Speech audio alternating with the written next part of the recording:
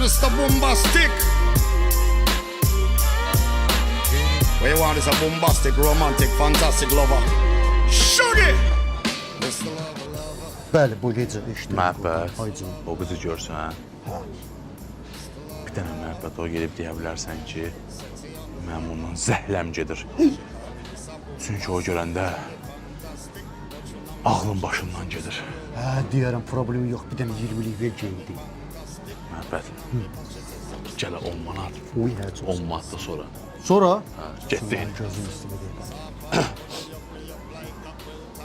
Xanım, nuş olsun, çox üzü istəyirəm. Bax, oğlan var.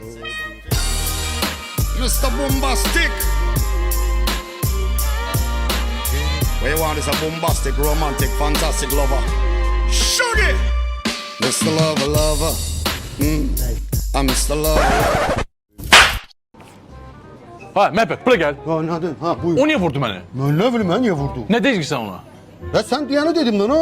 Ha. Ha, dedim ki, oğlana bax, oğlan dedi ki, səndən zəhləm gedir. Sonra? Ya nə sonra? 20 manatın yarısını verim sonraya saxlayanda bəhətər olacaq. Cümlənin yarısını, nə bax 10 manat verirsən, onu sarı. Sən cümləni axı demədin.